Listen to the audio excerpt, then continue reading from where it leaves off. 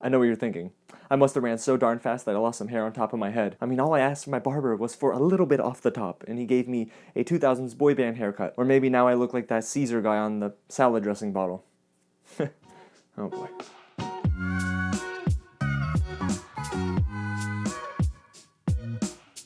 What's going on, you guys? James here with another real review, and today we're talking all about Sonic the Hedgehog, a movie that I unfortunately missed weeks ago at the press screening, but I just got a chance to see. Before I tell you whether it's the best video game film I've ever seen, or maybe it's one of the worst, if this is your first time here at the channel, welcome to Real James. Now, if you're wondering who that is, that's me, and I love talking all about movies. So each and every day I'm dropping a new review, and you're not gonna wanna miss out. So go ahead and hit the big red button below, subscribe to the channel, and tap on the notification bell right next to it. Guys, we're almost at 850 subscribers. We're really close to 900, and that means we're getting real close to 1,000. I love you guys so much. Don't forget to like this video, share it with your friends, and in the comments below, let me know what you think. Did you think Sonic the Hedgehog was one of the best video game films ever brought to the big screen? Okay, but enough of me blabbering and getting sad over my haircut.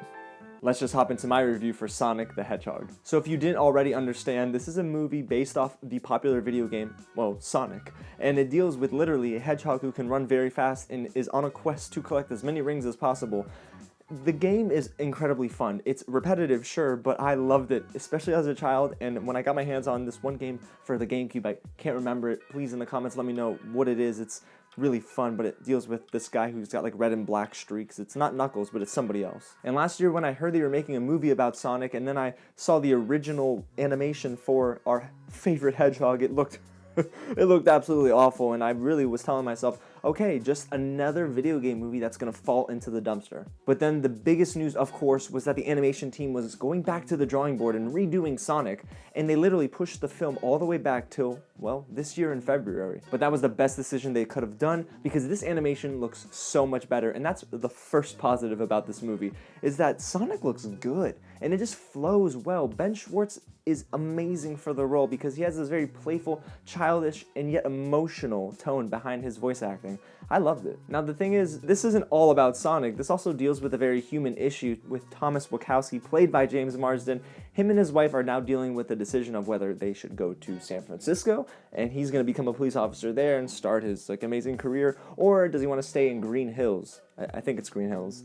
The town that raised him and that he's actually a sheriff in currently. Well, of course, like any good movie, a huge event happens, a citywide outage, actually a nationwide outage happens because Sonic gets really mad after playing an amazing game of baseball, one of the better sequences of the film. And when James Marsden discovers him, he understands that he's either got to save this little hedgehog from this bad scientist named Dr. Robotnik, or does he want to just go to San Francisco, ignore everything, and live his life? So there's a cool little tug-of-war match happening throughout the rest of the film, but you start to see this budding bromance, essentially, between Sonic and Thomas Wachowski. And I think that James Marsden and Ben Schwartz really play off of each other very well. For many years, James Marsden's kind of been in and out of Hollywood. They don't really know what to do with him as an actor, but I love him in this role because it's very feel-good. The relationship is not only comedic, but it's also very heartfelt because you understand there's this little back and forth between, okay, do I want to help a stranger whom I've never ever seen in my life and really lay down my life for them, or do I want to take a step back and just say, you know what, I'm gonna go to San Francisco and start my career. So for a film that's really targeting children, this was one of the many things that really played to the adults in the room. Now, before I move on to the best part about Sonic, the supporting cast here actually wasn't too terrible. I mean, there were your very hammy characters, but you had Tika Sumpter playing the wife of James Marsden, and she did a great job. I thought she was very controlled, and she had her funny moments, but she really played her role well. Now, the thing is, Tika Sumpter's character's sister was one of the funniest parts of the entire film. I believe her name was Rachel, so Natasha Rothwell, I hope I'm not getting this wrong, you did a great job in this film. Okay, so we're moving on now to the best part about Sonic the Hedgehog, and that's Jim Carrey as Dr. Robotnik. The man brings this zany 90s approach that we're used to seeing from his Ace Ventura days and even a little bit of his Dumb and Dumber days. Before Sonic, the last feature film that Jim Carrey was in 2016, so I was missing him because he's my favorite comedic actor. If anything, he's one of my favorite actors ever. And he does something in this film that made me so nostalgic. I was thinking of Dumb and Dumber, I was thinking of Liar Liar, Ace Ventura, and it really made me smile. He's pretty much still got it, and I love his line delivery. There was some really clever dialogue written for him, and then there's this one dancing sequence that cracked me up, man. So when the sequel inevitably comes, because it is literally the most successful domestic video game film in its opening weekend ever, yeah, the studio is gonna push Jim Carrey alongside probably another antagonist in the second Sonic movie. Now let's not get ahead of ourselves and stay on track here. Sonic the Hedgehog also gives video game fans something to chew on. I love the little references to Dr. Robotnik. I love the little cute moments where you understand, oh my god, I did this in a video game, you know, with the rings, and you see them kind of animate and come to life. And I mean, I think that Sonic does a good job at kind of towing the line of saying, all right, this is for video game fans, but this is also for children who've never seen Sonic before. Oh, and before we go on to the negatives, yeah, there's this mid-credit scene that made me so happy. Boy, I'm not going to spoil it for you, clearly. Okay, so even though Sonic the Hedgehog is a film that I'm currently raving about, it's not perfect, and there's a reason why it's not one of the best films of the year, and it's probably because of these heavy-handed jokes. I didn't really love a lot of the humor. Now, there is some humor that I absolutely loved. Now, there are other jokes that were incredibly forced and a little too hammy for my taste. There's also this weird issue with being self-aware. Now, I love that the movie is self-aware, don't get me wrong. There are some jokes that really rest on that.